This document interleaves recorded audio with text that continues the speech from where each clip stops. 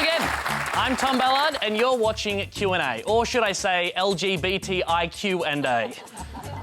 Tough crowd. OK, we've just screened Between a Frock and a Hard Place, a documentary highlighting Australia's changing attitudes to sexuality and gender before and after the release of Priscilla, Queen of the Desert. So, what's in store for Australia's rainbow citizens?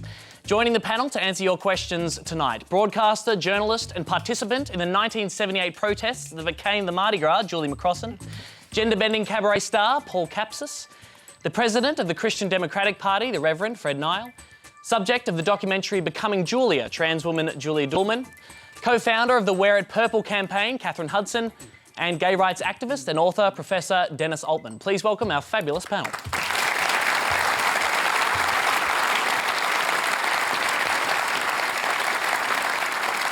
Q&A is live. You can join the Twitter conversation as usual. If you'd like to join the conversation on Grindr, go for your life. One quick point before we get started. Rather than using the lengthy but important acronym LGBTIQA in reference to the lesbian, gay, bisexual, transgender, intersex, queer, questioning, asexual and allied community, I'm just going to be using the catch-all term queer. It might save us a bit of time. So let's go to our first question now, which comes from Margaret Miles. Good evening. I'm the mother of a gay child, and I'm sure it hasn't been easy for my child at some stages over the years. But gee, I'm so glad that my child wasn't born 50 years ago. How far have the gay community come since the 70s? Great question, thank you. I want to open the question to the panel generally, but I'll start with you, Dennis.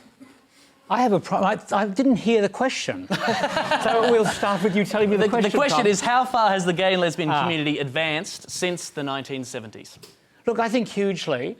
I think the very fact we're sitting here talking about these advances is significant, but more significant is the fact that we're in the middle of a national debate about same-sex marriage, and in that debate, nobody, and maybe there's one exception on this panel, we'll find out, nobody is prepared to say we as queer people don't have equal rights. The argument, in a sense, that argument has been won, that debate is over. The question now is how do we make sure that it is brought into practice in all sorts of very detailed and pragmatic ways. I want to make it clear we will be coming to same-sex marriage. Everybody settle down. We're getting there eventually. Julie McCrossin, to you, as we mentioned, you were there at the protests in 1978. What changes have you witnessed over the past couple of decades? Could I just do a point of clarification? While there are people who were at King's Cross on that night who claim I was there, I recall demonstrating in the morning and in the prior years, because it all started around 73,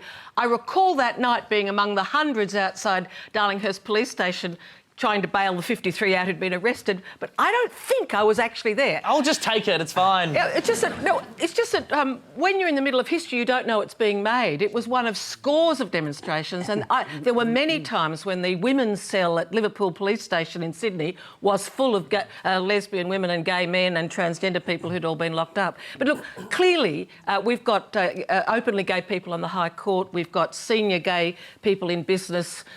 On it goes. There's been immense change. The Uniting Church that I attend and that Reverend Nile used to be part of allows openly gay men and women to be ordained as ministers. So there's been great change. But I don't think history is linear. If you're in certain cultural communities at the moment, either some faith-based communities or particular ethnic communities where it is still utterly unacceptable to be homosexual or to dress as a woman, I think you can experience the kind of hatred that was shown in that documentary and that I certainly experienced as a young woman, and the fear and self-loathing just as much today as in the past. Yeah. It's not the same, because as Dennis says, there's shows like this. You can never be quite as isolated as we were, but it's still not easy for many. We'll be touching on issues surrounding faith and also ethnic minorities as well. Julie Doulmen. Well, I think the biggest advance has been the decriminalisation of homosexuality. That happened in 1984. I was only a kid in the 1970s, so I don't remember much about it. To clarify, that's 1984 for New South Wales. In Tasmania, for example, it took until 1997. That's right, yeah, I was talking about New South Wales. But as far as transgender people go, I think we are where the gay community was about 30 years ago as far as acceptance in society and understanding. Fred Nile, you've been in Parliament for about 35 years now. You've long been campaigning in this space. What changes have you noticed? Well, there's been dramatic changes, that's for certain. And even with that mention about the changing of the law, I campaigned against the law being changed because the law was very simple. A lot of people say there was a law banning homosexuality or banning homosexuals. It only banned or prohibited the sex act. In fact, it had the old-fashioned words, the abominable crime of buggery or sodomy. And I knew there was health risks and so on involved in that, which I was proved right later with the HIV/AIDS epidemic. And that's the reason why I was opposed to repealing the law. Do you see any Nothing to do with homosexuals. Do you Oh, sorry, nothing to do with homosexuals apart from how they have sex with each other. You know, apart from that, it's totally not connected. Yeah. A law that discriminates about how people express their love is innately discriminatory, Mr. Nile.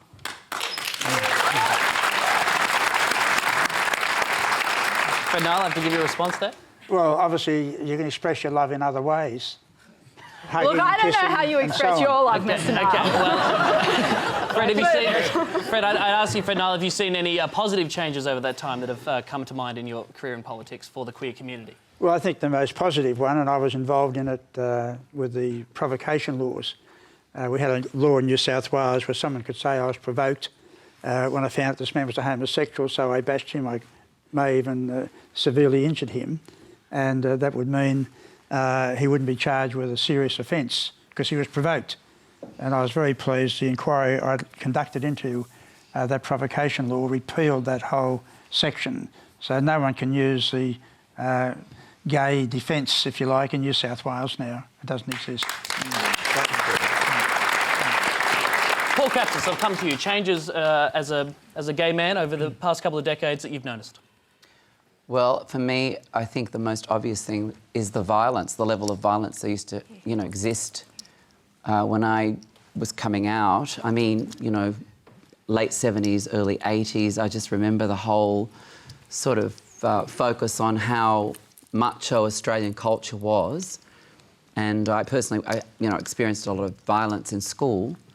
And I just remember the fear, to be ourselves was very dangerous. So I still remember that. And I remember the marches and that you could go to jail, But for me, it's just been always a level of violence. And I know it still exists because it does, but it seems to have eased off a little bit.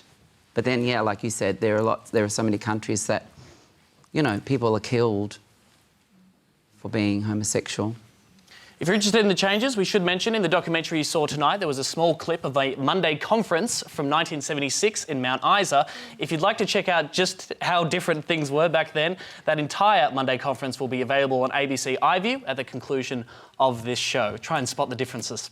Our next question is from Martin Duffy.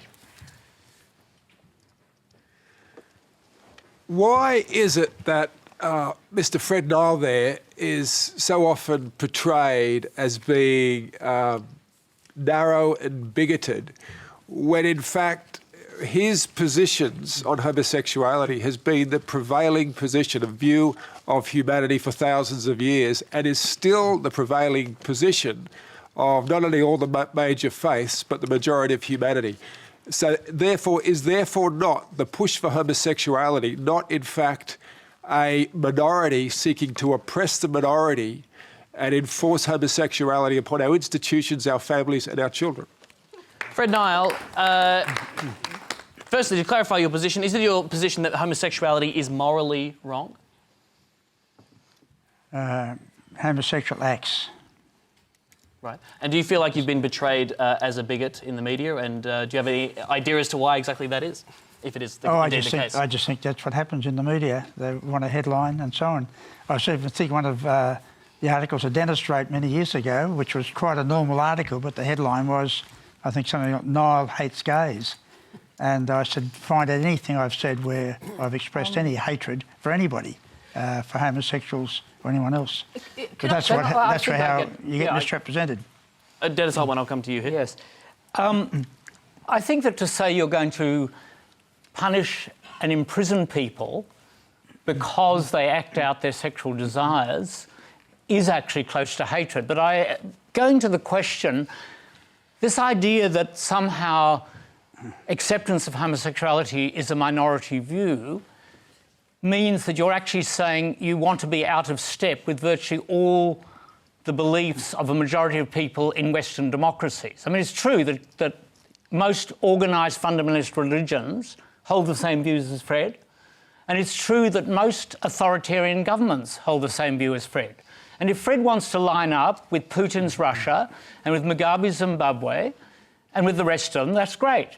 I, unfortunately, and the majority of people in Australia want to line up with President Obama and David Cameron and the rest of the leaders and people of the Western world. We know from public opinion polls the great majority of people in Western democracies accept homosexuality and are moving to accept transgender people as equal. I'm sorry, that is the reality, and it doesn't help to throw around false accusations. Fred, no, I will give you a chance to respond. I want to bring Catherine Hudson in here. You obviously took some issue with some of Fred's statements before. As a young queer activist, do you view Fred Nile as bigoted and narrow, or is he just representing a mainstream view? Oh, he's definitely not representing a mainstream view. 64% of Australians in the latest survey support marriage. 68 to 25. 68 to 25. Apparently. And 80% of my age group support equal marriage. 80%.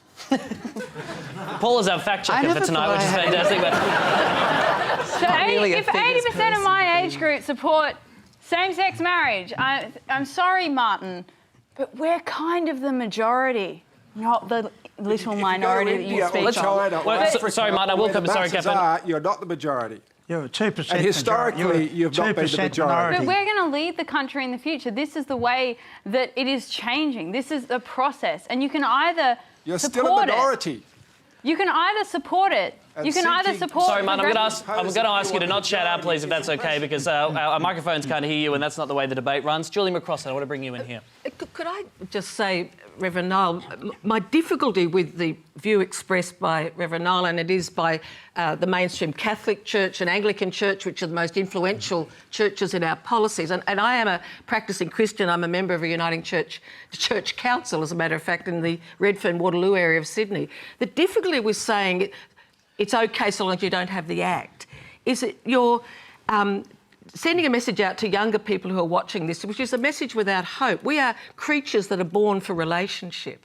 And to tell people it's all right so long as you never have a loving relationship is a cruel thing. You know, you had a loving marriage, I think, with Elaine for something like 60 years, and you've been lucky enough to have a new wife who loves you. And to deny that opportunity to share one's life I agree with you, we are really actually quite a small minority, but to deny that right of relationship in order to be acceptable is a cruel thing. And I think to say it to young children is disturbing to them. Do need to move on, but Fred Nile, quickly your response. I'm not saying you can't have that loving, sharing relationship. This is democracy. Two men or two women can have a relationship and a friendship. I've never opposed that, and the church doesn't.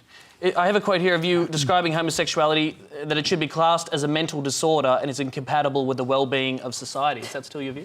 Well, that was the view of the main psychiatrists' bodies until the homosexual groups lobbied them to change the definition. Is it still your view?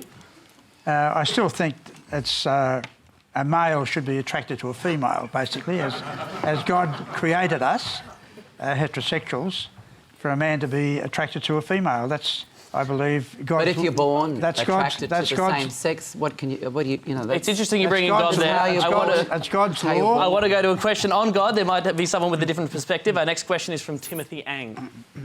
Right, thanks, Tom. I left church 10 years ago, right, because they were preaching Pray the Gay Away, and I was really frightened, and I couldn't reconcile with myself, with our God, unfortunately.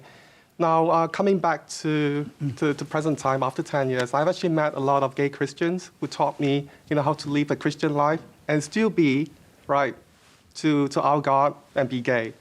So my question to you, Reverend Fred Nile, right, can you please affirm our Christian brothers and sisters, right, that it's okay to be gay and Christians, right, in the eyes of our loving, inclusive God, right, so that they do not need to choose between being who they are and to deny who God is to them.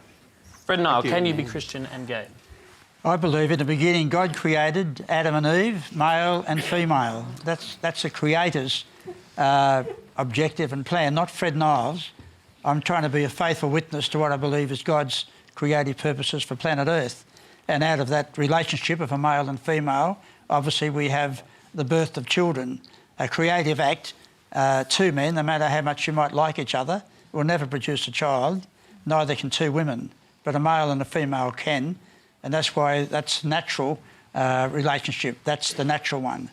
Male, male, female, female is unnatural. Fred, is your message to Timothy Ang, to young Christians like Timothy Ang, to change who he is or to leave the church? No, because I believe God loves everyone. He loves me. He loves all of us, sinners, saved by grace. None of us perfect, certainly not me. And God loves the homosexual, loves the sinner and wants them to repent and return back to his loving embrace for his will and purposes for their life. Julie McCrossin, you're a gay Christian yourself. I want to bring you in here. I just think it's important for people watching, particularly younger people, because I can still remember quite vividly what it was like to have feelings that I was a lesbian in the 60s, and it was a good decade before I heard anyone say anything positive. And any reference was always associated with suicide. That literally was my experience in the 60s. So I still think of someone who may be watching this in a part of a capital city or a rural area who would hear that and feel quite frightened, particularly if they are drawn to faith.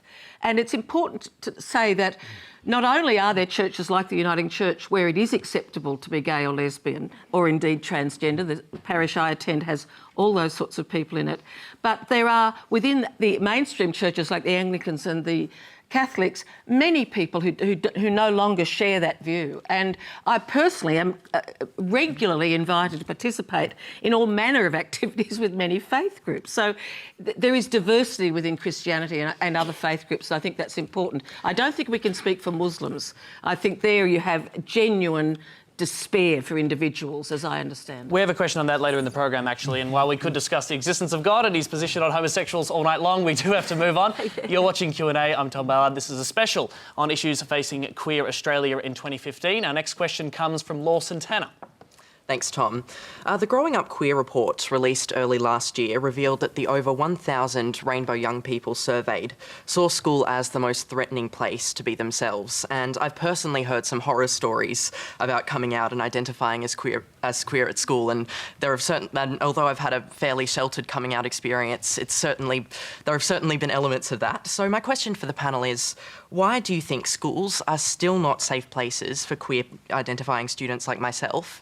And what can be done about it?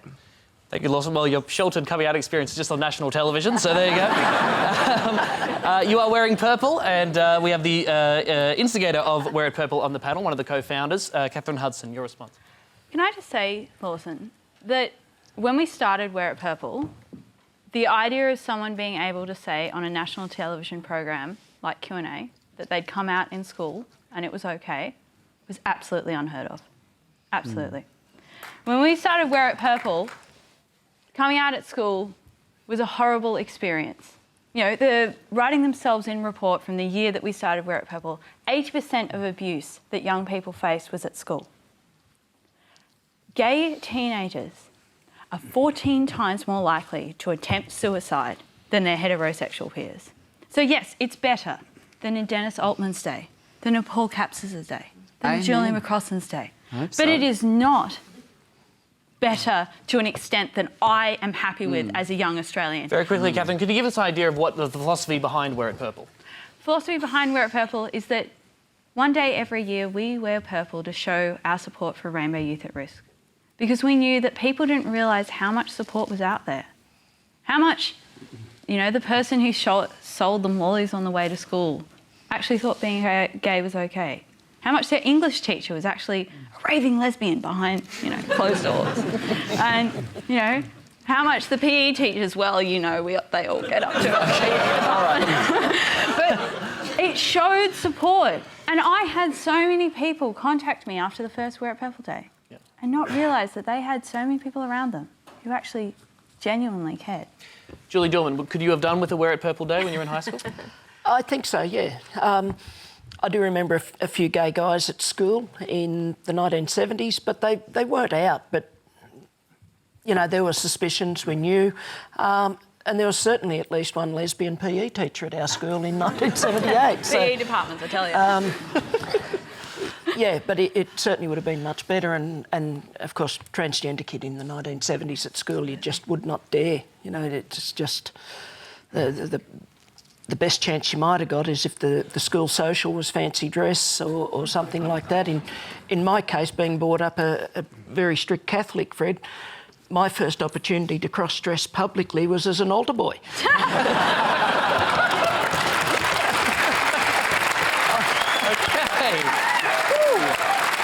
I think it's getting hot in here. I don't know. It might be just me.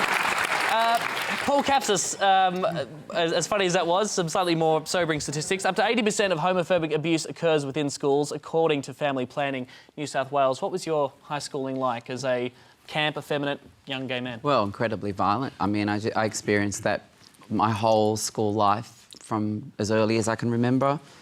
Could never really understand what it was about. I didn't, you know, particularly thought I was unusual. I did feel very young, I thought I was a girl. I was adamant I was female and was horrified when I found out that I wasn't. But then I came to terms with that over many years. But then there was the question of that I was just being myself, and I was persecuted for that. So I really know about bullying and persecution. And I went to an all-boys high school, and where the whole focus, as our country is on sport, pretty much. And so the whole, you know, idea of how you're supposed to behave as a man, and I didn't know about any of that stuff. I was just being me, and yeah, for me it was like, how am I going to get from one class to the next without being... I was bashed by a whole class once. And also I copped it from teachers as well. I mean, there were teachers who could barely hide their animosity towards me.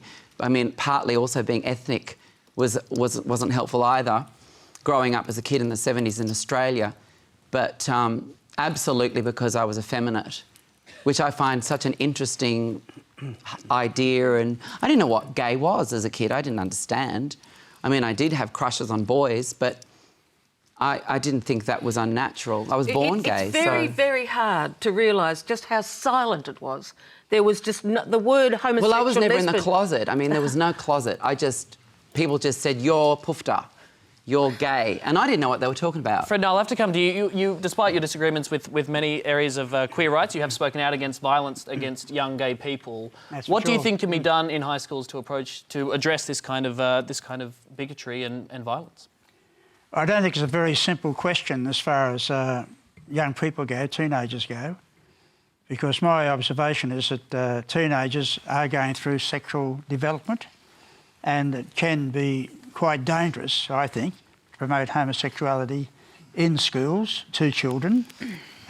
Boys often, as they're going through up to puberty, don't want to be with girls. They want to be with boys, and that's how God planned it. There's a sexual development in a boy and in a female.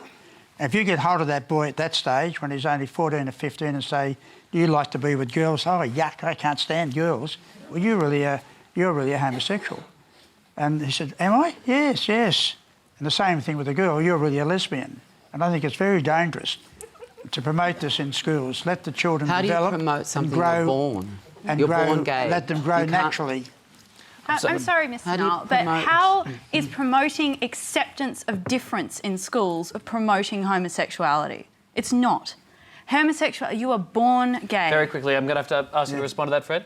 No, I'm just saying you can confuse boys and girls at that sensitive age when they're still developing sexually. I think the only thing that you can confuse people with is whether it's okay to hate people because of difference. OK, we'll have to leave that discussion there and move on. We do want to remind our viewers that if anything that comes up in tonight's discussion makes you feel like talking to somebody, Lifeline is always there for you. 13 11 14, they're ready to take your call. We do need to move on. The next question is from Dominic Sharkey. Hey, thanks. I discovered just days ago that my dad's first cousin was transgendered. She grew up in the country, like myself, and actually went through SRS in the 70s.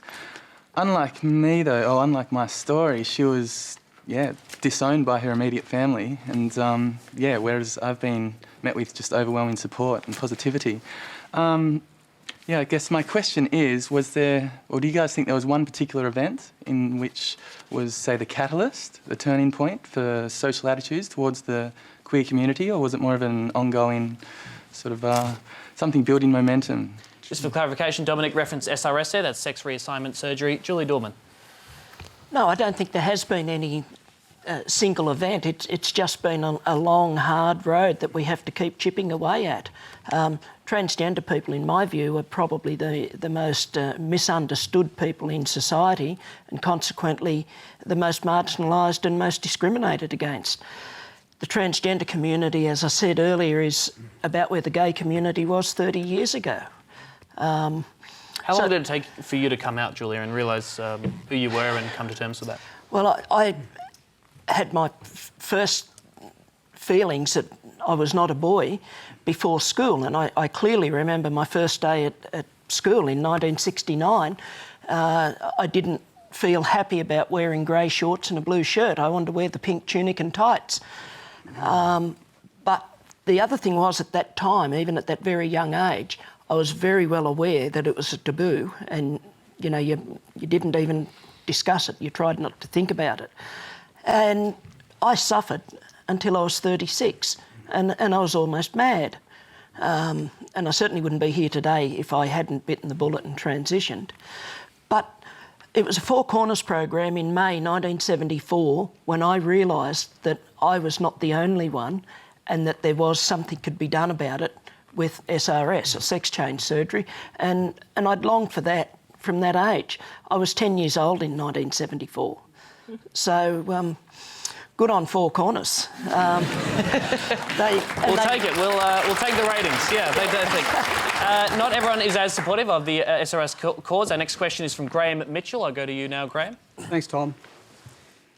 If medicine's defined as treatment that aims to restore bodily faculties to their proper function, how does gender reassignment surgery fit?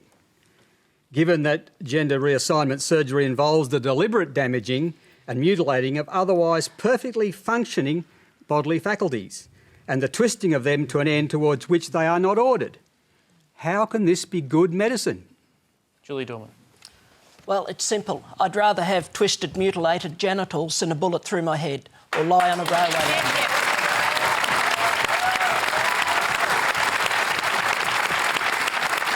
Dennis. Sorry, please. No, please go ahead. I've had reassignment surgery and I'm absolutely delighted with the result. I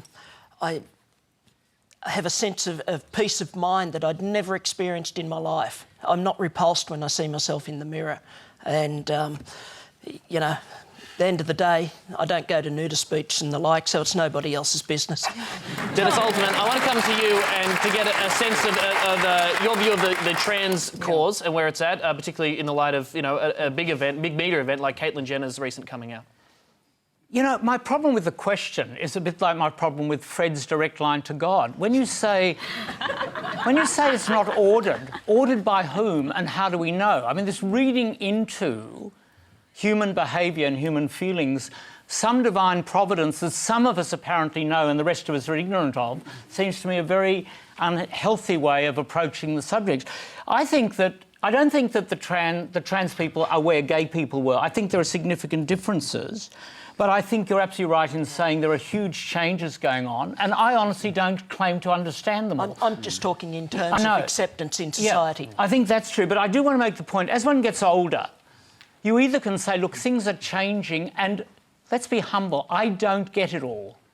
I don't necessarily understand your experience, but I value your testimony of your experience. And this is where I think I'm different from the people like Fred who seem to know how I should feel because someone up there has apparently told him. Now, unfortunately, I don't have that line. All right, once again, so much to say. I'm sorry, Julia, I really have to move along.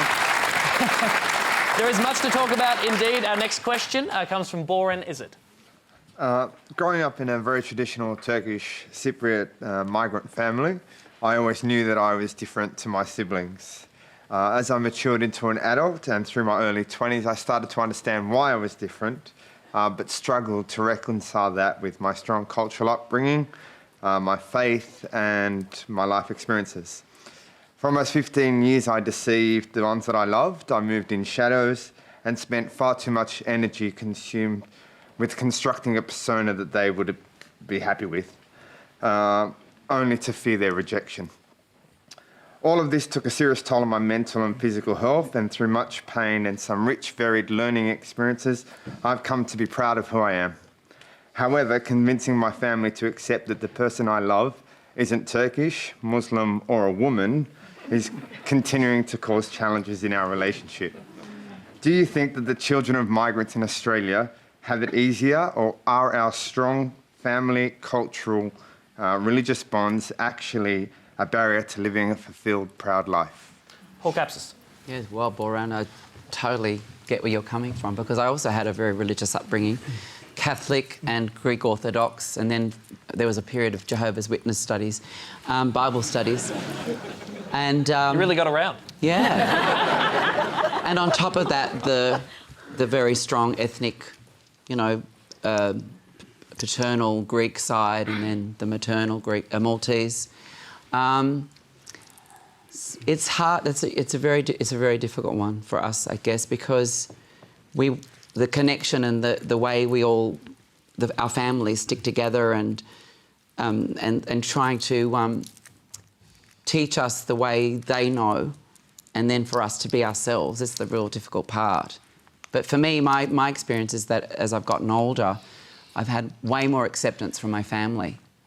And making those decisions for yourself is really hard. Julie McCrossin, you touched on the Muslim community before, very briefly. What's your take on this? Well, I suppose how I would react is that we develop our own family networks, our families of choice. And so we can have family life of our own. Some of our families over time will see us and love us, and some won't. I think we're utterly powerless over that.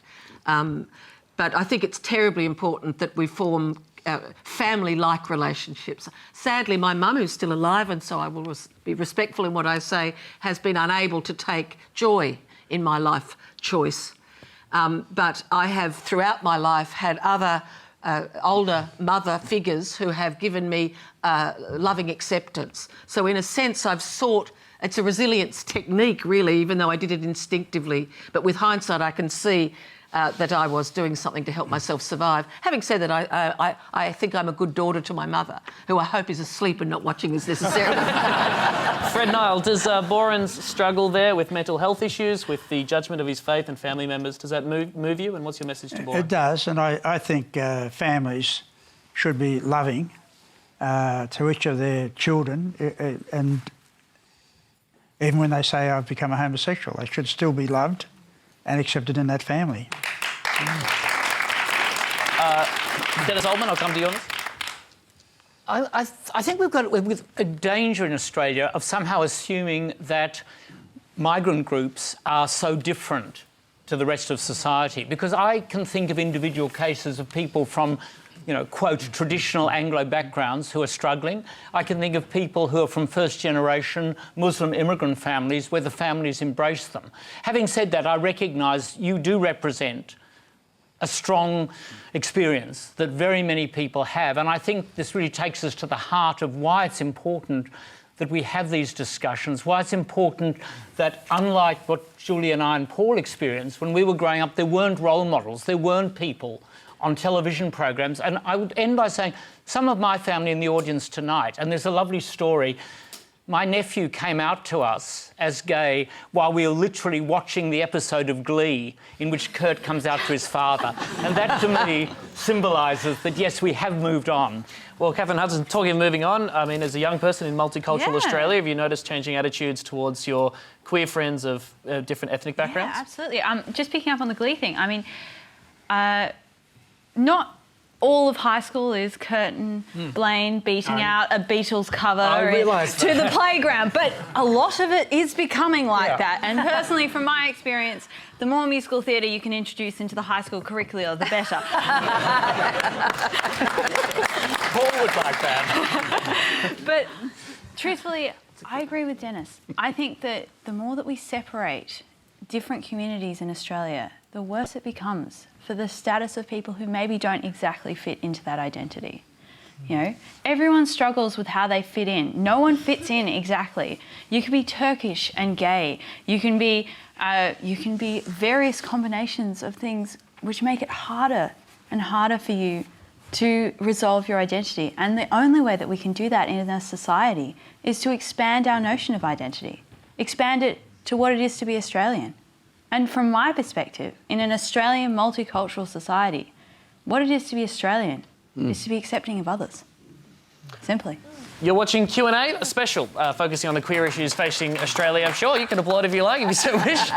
A special on the issues facing queer Australia in 2015 in light of the new documentary Between a Frock and a Hard Place on Priscilla Queen of the Desert.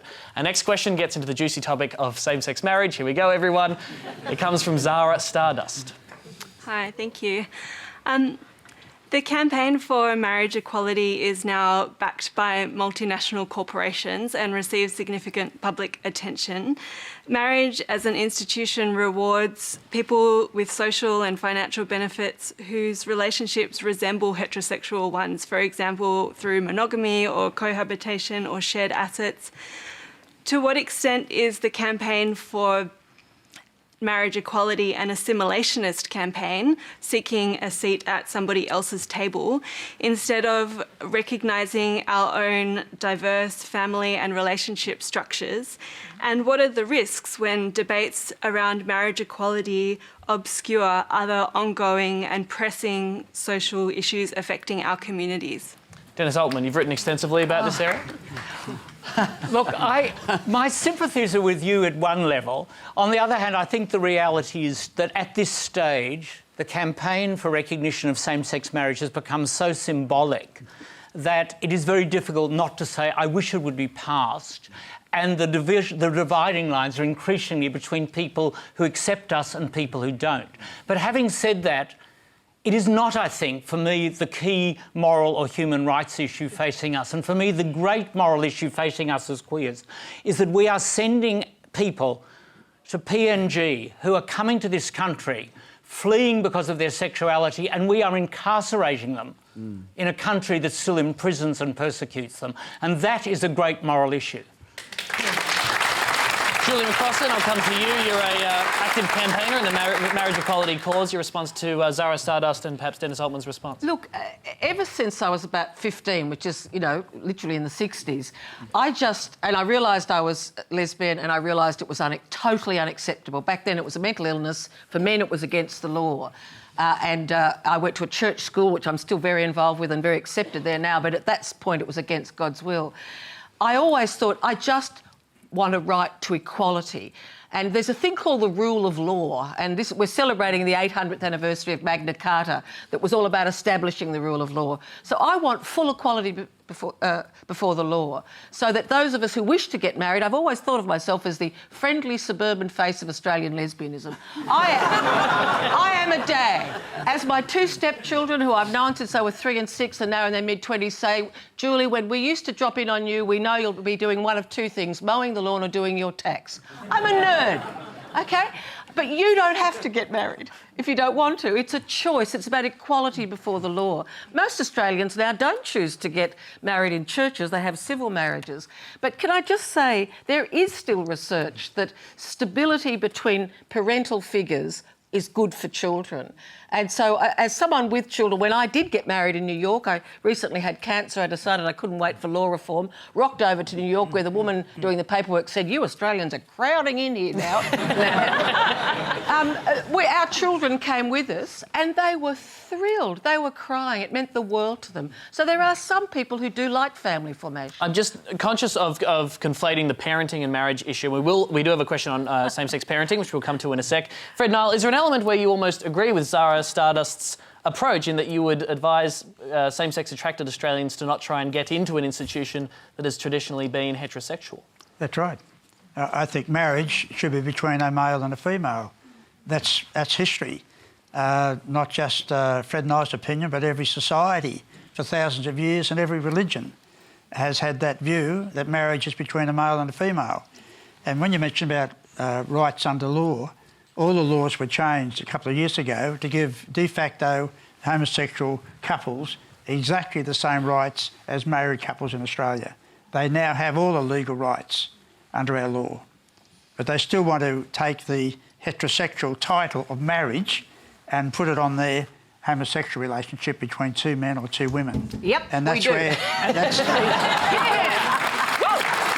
Well, not all of us. No, well, sorry, I'm with Zara. That's a step too far. That's a step too far. You are or the wrong. bridge too far. You are wrong, because I will tell you why you're wrong, and it happens in a very important area.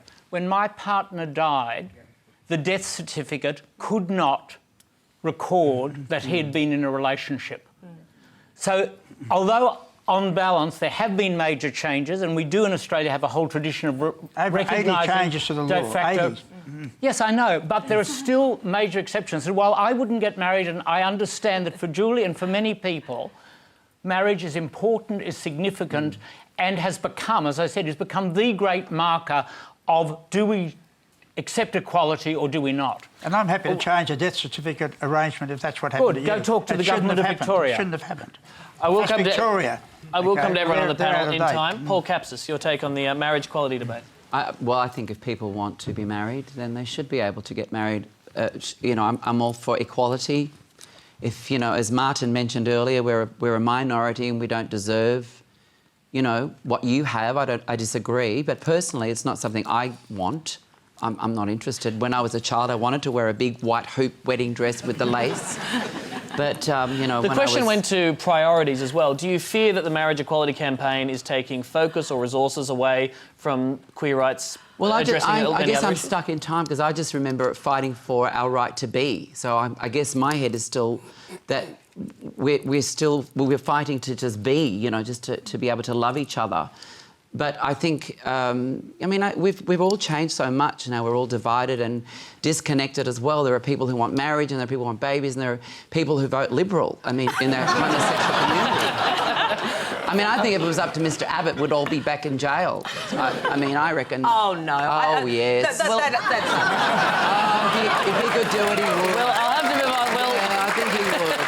We'll find out the next Send time me Tony back Abbott to comes on Malta. Q&A. We'll be able to find that out. Catherine Hudson, do young people even care about marriage anymore? Yeah, we do. Absolutely. All young people generally, and specifically young queer kids. Is this a movement that you see young people today in the queer civil rights movement getting on board? Absolutely. I mean, if you look at any of the gay rights marches, they're stacked up with people from my age group. And, you know, it's not because we want to run down to the civil registry down the street and, you know, put our name on a certificate and get that all over and done with. It's not that at all. It's that we want the option. It's that simple. Julie Doulmen? I'm over it.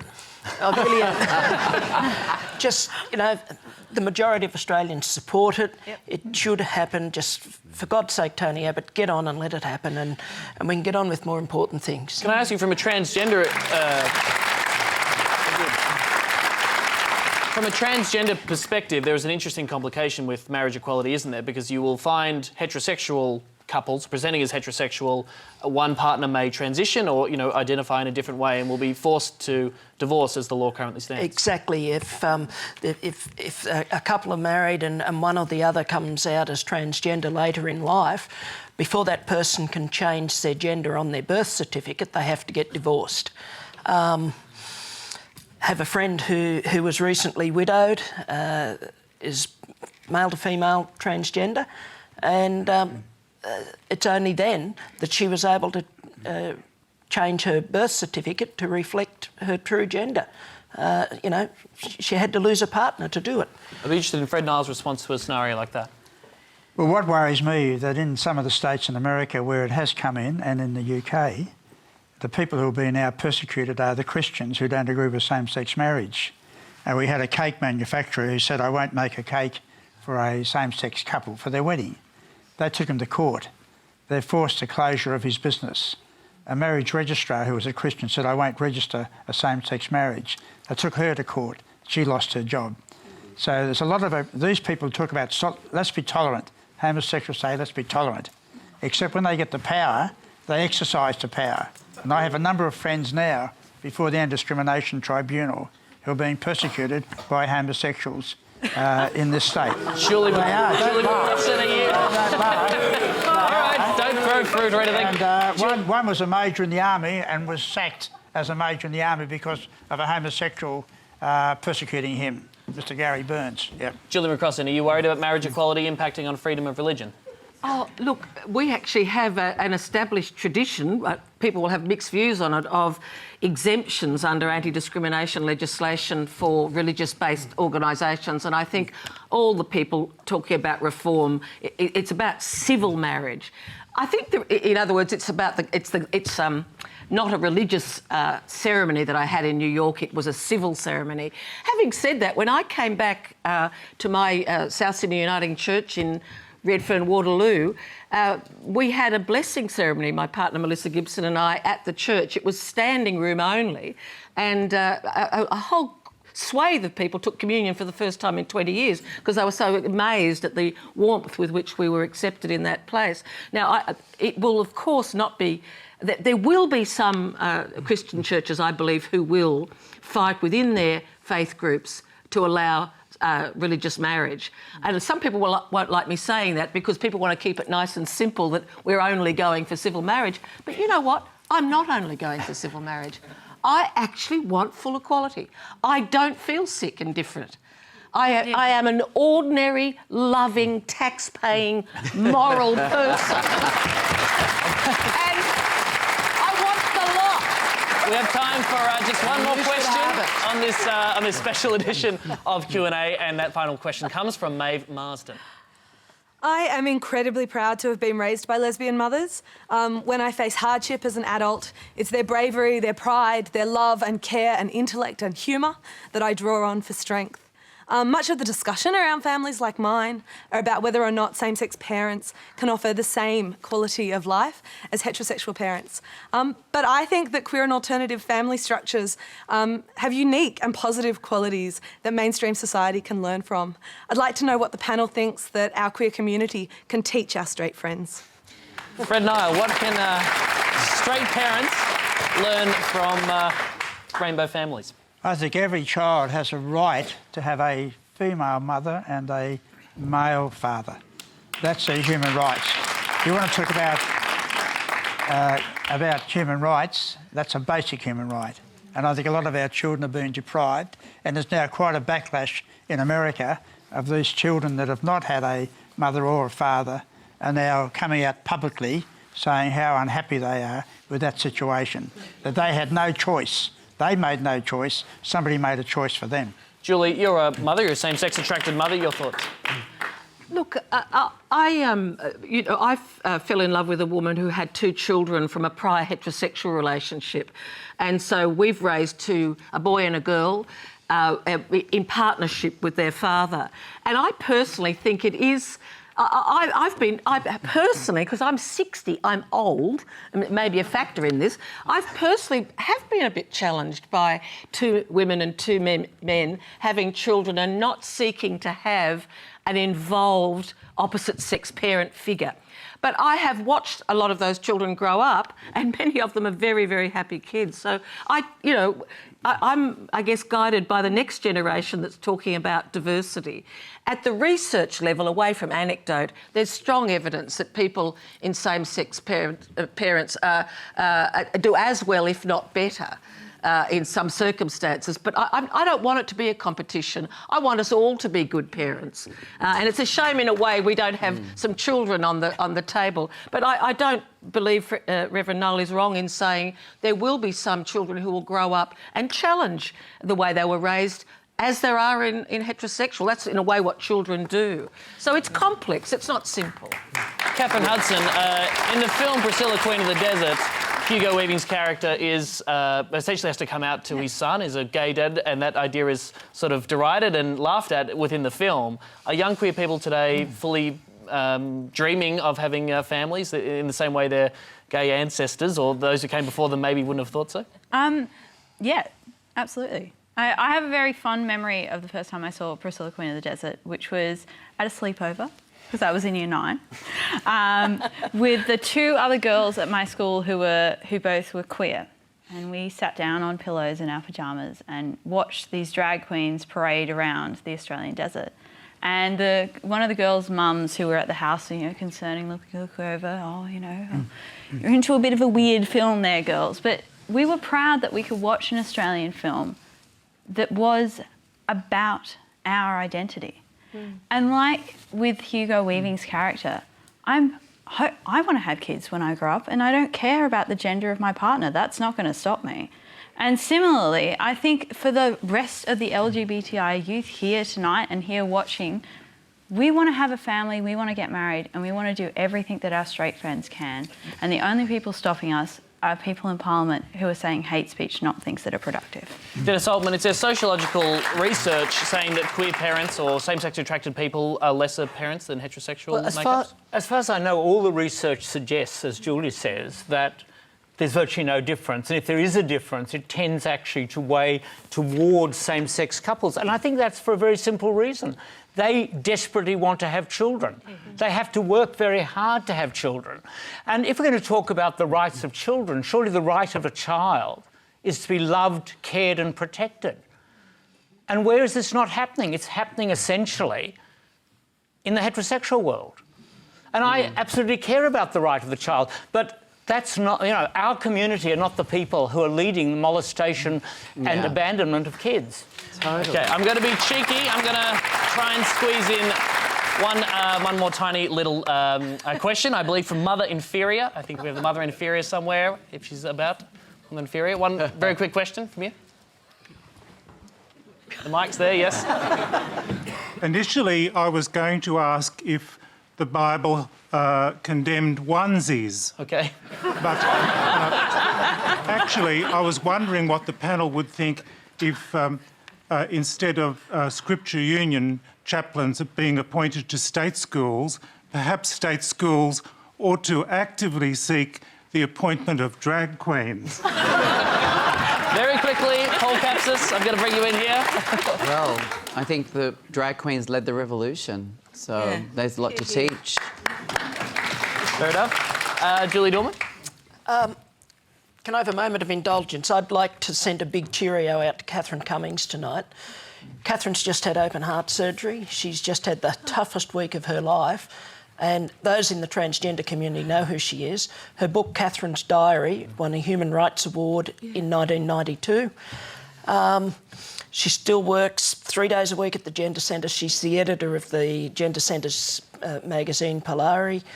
And for me personally, she's the person who took me and Muttley off the street when we were homeless. So get well, Grandma. All right, the only reason we let that indulgence is because the Mother Inferior is from the Sisters of Perpetual Indulgence. So I'm going to let it slide. That's all we have time for tonight on this very special edition of Q&A. I'm sure, as you know, we could have talked about this for hours and hours and hours, and hopefully the discussion will continue online and no doubt in the green room after the show. Would you please thank our panel, Julie McCrossin, Paul Capsis, Fred Nile, Julia Doulmen, Catherine Hudson and Dennis Altman. Paul, it's you. Thank you. Thank you very much for joining us on this special edition of Q&A tonight. It's been an honour and a privilege to be sitting in this chair. Tony Jones will be back on Monday trying to get our politicians to talk some sense with a panel featuring the angel-voiced singer of Anthony and the Johnsons, Anthony Hegarty. To take us out tonight, Paul Capsis gives us his interpretation of the disco classic from Priscilla, I Love the Nightlife. See you, Chookies, and good night.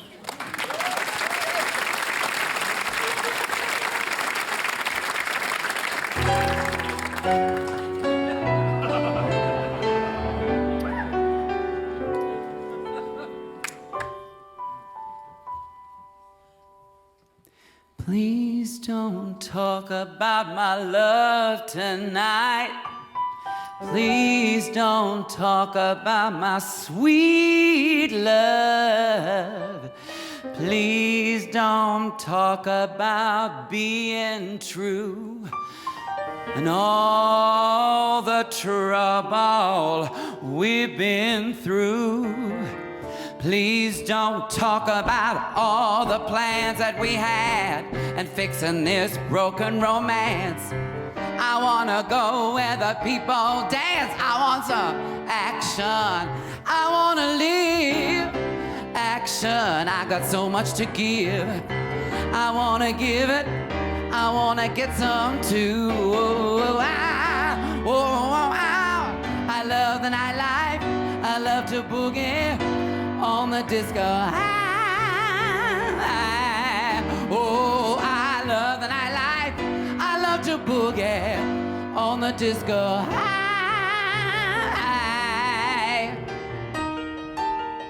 Please don't talk about love tonight. Your sweet talking won't make things right. Love and lies just bring me down. You got women all over town. You can have them all, and when you're through, maybe that'll make the man out of you.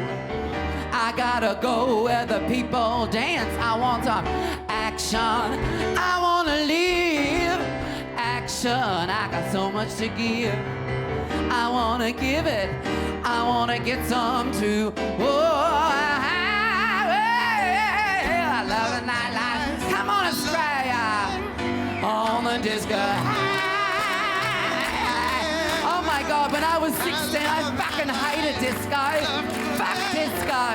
Because of disco, I discovered Jimi Hendrix, Patti Smith, Janis Joplin, and all the good rock and rollers on the disco. Praise Jesus. Oh, yeah, yeah, yeah, yeah, yeah, yeah, yeah, yeah, yeah.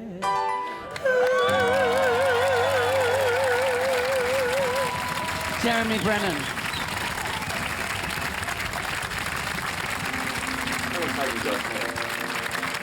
In a toilet. At the trough. No, where did we have Patches? I can't remember. I think it was Patches, in the dressing room at Patches. Patches was booming in those days, and I remember you coming there and doing Solitaire, if I remember it correctly, and I thought it was one of the best things I've ever seen. And then when we clicked, I said to you, you wouldn't happen to be a Leo, would you? And that was it. We were inseparable, and we kind of have been for many years, but we haven't seen each other for many years. And now we live next door to each other. Now we live next door to each other, and it's heaven. It's heaven. And you've just turned 70. I have indeed. And you still remember who I am? I do. I haven't got Alzheimer's yet. Not yet. Or dementia. No. Well, we'll probably get them together, and we'll be fine. We'll know what's going on. You've got to worry the day you come out and I go, who are you? Then you've got to worry. Well, I'll probably just say, who are you? We'll be fine. We'll get on fine. Come on, dear. Have another coffee. Go and dress yourself up.